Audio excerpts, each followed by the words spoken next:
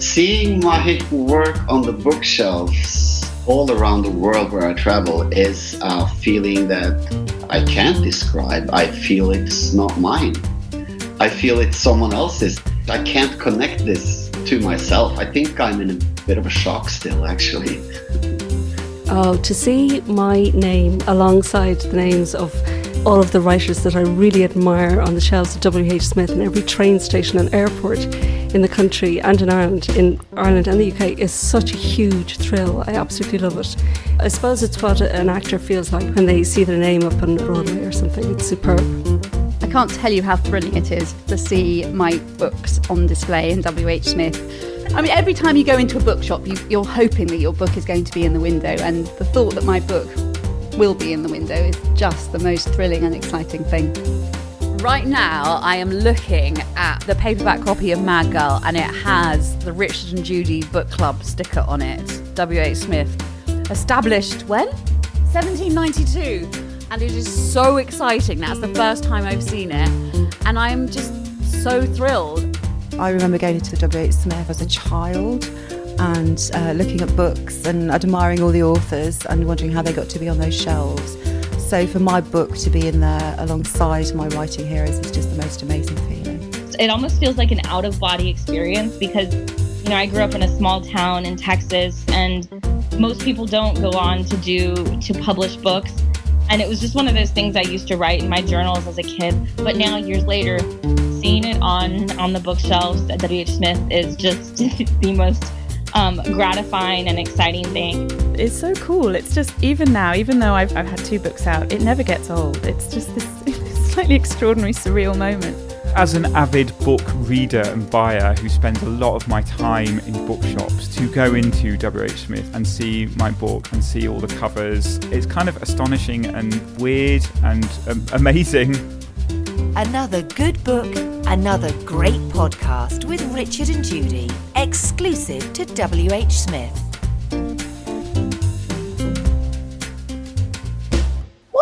What do you think makes a great fictional character? Like all these essentially simple questions, I suppose it's always a kind of complicated answer, but try and boil it down. I suppose it's believability, that you don't have to suspend your disbelief, that whatever the scenario, even if it's a science fiction scenario, which can't be true, the character, the fictional character at the centre of it, or at the periphery of it, is believable. It could be somebody that you know. It's written in a way that is completely accessible and crosses culture, crosses timelines. It's somebody you can put your trust and faith in as a character, whether they're nice, evil, or indifferent. What do you think? I think that's true. I think the best fictional characters are the goodies, although they're not. What about Ebenezer Scrooge? Well, he's a good character, I suppose. No, he's not. He's awful. I said he's a good character. Oh, a good character. And I suppose familiarity as well. I'm thinking in terms of books that are written in series, like, a detective series where you come to know a fictional detective, a fictional policeman or investigator or policewoman. So you feel that you're learning more and more about them. They become like an old friend. And I think basically, for me anyway, that you like to sort of be able to identify something about them that resonates with you. Yes. Some aspect of character which you actually can identify with or at least understand. Samuel Bjork's I'm Travelling Alone. Mia shook off the last remnants of sleep, tucked the gun into her waistband of her jeans, jumped down from the roof and landed nimble as a cat in the grass. Who the hell could it be out here in her house, about as far from civilization as it was possible to get? She crept around the corner and glanced quickly through the living room window. No one there. She continued steadily towards the back door, which also had a small window. No one inside. Carefully, she pushed open the door and waited in the doorway for a few seconds before she tiptoed into the hallway. She positioned herself by the entrance to the living room with her back against the wall and took a deep breath before she entered, still with her pistol held out in front of her. Is that any way to greet an old friend? Holger Munk was sitting on the sofa with his feet on the table, smiling at her. You bloody idiot, Mia sighed. I could have shot you. Oh, I don't think so. Munk grinned and got up. I'm not much of a target. The hunt for a ruthless serial killer begins with the bizarre discovery of a little girl's body. It's hanging from a tree in a forest. Around her neck is a really sad tag that says, "I'm travelling alone." Now, what is the significance of that tag and that of a tiny, almost invisible line that's been carved into the little girl's fingernail? This is the opening of Samuel Bjork's debut novel. It's been a best-selling smash in Scandinavia. It's seen the TV rights snapped up here in the UK. And it's absolutely heart-stopping. As I say, this 6-year-old girl is found dead, hanging from the tree, and she's been dressed in weird doll's clothes. And the only clue to begin with for the police to work on is this airline tag. It's the most arresting opening, isn't it, to a novel? Yeah, and we become quickly aware that she may be the first, but she's not the only one. Yes, it's not giving too much away to say that the tiny scratch on her fingernail, her little fingernail, is actually the symbol 1. And a detective is sort of brought out of retirement, a youngish woman actually, who's had a sort of breakdown, hasn't she? She's had a breakdown because her twin sister, whom she adored, has died in very odd circumstances. That's right, yeah. In the years previously. And she has become absolutely, Mia, the woman, has become totally suicidal. She's incredibly depressed. And all she wants is to kill herself so that she can join her sister and in the other bizarrely, world. the death of this little girl is her salvation because it forces her to throw herself back into work. In fact, it's she that, amongst all the team investigating at the outset, she's the one that spots the scratch on the fingernail and works out what it means. So she's one of these wonderful, instinctive detective geniuses that work so well in novels like this. And of course, meanwhile, there's this weird, reclusive Christian sect which they discover hanging out in the woods close to where this body was found.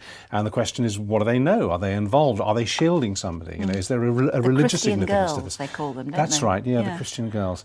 It's what I think we called in our review a cold gallop of a story set in the frozen north. And it really is it may be a cold gallop, but it heats you up. It's a real dark Scandi novel. For anyone who loves Jo Nesbø, I would say that this one, Good I'm analogy. Travelling Alone by Samuel Bjork, is an absolute must read. Good comparison. Writing or reading? Writing. Fact or fiction? Fiction. Keyboard or pen? Keyboard. Writing in silence or with background noise? Absolutely writing in silence. Hard copy or e-reader? Hard copy. Keep books or pass them on? Keep the good ones. Who reads your first draft first? My girlfriend. What's your favourite genre? Cyberpunk. What's your favourite book? Bret Easton Ellis' American Psycho. Best thing about being a writer? Traveling wherever I want to go in my mind.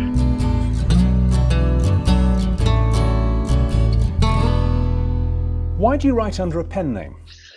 The reason I chose to write under a pen name is because I wanted it all to be a secret.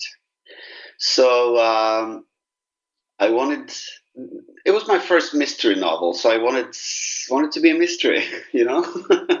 So I chose the name Samuel Bjork just because I liked it. And in Norway, when the book came, it was a big secret for almost 10 months who had written the book, and I really enjoyed that, being the secret writer. They know me under my real name, which is Frode Sander Øyen. And this had something to do with it as well, because here I have released albums. I've released 6 albums. I have written 2 novels. I have done 5 plays, translated Shakespeare. So I've done a lot of things under my own name. So I felt this was a new thing to me, and I wanted sort of a fresh new start. And I wanted the book to be read by its own merit, if you know, and not, did this guy now write a crime novel? So you're a playwright, a singer-songwriter, and now a novelist. If you could be only one of those 3, which one would it be? I would choose to be a novelist. Absolutely. That's my thing. That's where I feel most at home when I work on my novels. Mia Kruger's a twin, as we find out at the very beginning of the book. What made you choose a single twin as your lead character? That's an interesting question. I always like these questions when people ask me, why did you choose stuff? Because to me, it's sort of came by itself. I had only the crime. I had no investigators, and she sort of just appeared to me alone on this island, and I wanted someone who had trouble, who had her life was in a sort of a mess, and I wanted this to be sort of a personal journey for her also. Also the crime story, of course, but her personal journey was important to me, and I wanted someone who was really, really alone, and I thought, who's more alone than a twin that has just lost her twin, you know? So that's I think why she came to me that way. This novel has been a runaway bestseller for you in Norway and across the rest of Europe. Why do you think it apparently translates so well to different languages and cultures? That's a great question, and I think if I had the secret there, I think I'm really not sure, but I think it has to do with the characters, the way they interact, and sort of it's an international thing. I think it's not just a Norwegian thing. I think having this horrible crime and having these interesting characters trying to solve it, I think that's part of the question, or part of the answer. Sorry, I think there is something to do with my style of writing as well. I try to invite the writer to be a part of the story, not just reading about it. I try to write it so that they can be sort of inside the characters as much as they can, and I don't know. I've had these questions a couple of times, and I'm not sure, Luckily for me, like everywhere they seem to like it. So I feel very lucky. So did you worry about anything being lost in translation? I had to do just small adjustments. That was just small little Norwegian things that like celebrities here that no one had heard of, some small traditions, strange cross-country there's skiers, just these little small things I just took out of it. And when I read the English translation, and Charlotte Barslund, an excellent translation, I think, I really felt it was not just the same book, it was maybe even a better book, So I read the book and I was like, wow, this is a good book. So I was never worried that things will get lost. No. Well, the next book in the series is already out. The Owl Always Hunts at Night. Sounds great. Did you set out to establish a series, or did you decide Munch and Kruger had a lot more mileage in them while you were actually writing this first one? When I wrote the first book, when I started to write, it was just one book, I didn't even know if I wanted to release it, because I'd never written a crime novel before, and I felt if it wasn't any good, I wouldn't release it, So, but as I was writing, these characters they just felt very rich. They had so much material. I felt I could write pages and pages and pages just about their personal lives. So my editor here had to say, "Oh, okay, we have to tone this down. It actually is a crime novel." So I think it was about halfway through, I felt that, well, I think these characters deserve more books. We'd like to introduce you to Holly Overton next time on the podcast. And it's another pacey thriller next time on the Richard and Judy Book Club podcast, as we hear from a debut novelist about her book, Baby Doll, exclusive to WHSmith. We loved our father, both of us, very much, and he passed away about 10 years ago, but he was also someone we were quite afraid of at times, especially when he was drinking. And it wasn't until we were older that my sister and I started to find out the real truth about my father. We knew he'd been in jail, but we didn't really know all the details. Holly Overton will be telling us about the real-life inspiration for her tale of survival. And don't forget to check out the great offers online and in store. Exclusive to WHSmith, the Richard and Judy Book Club podcast.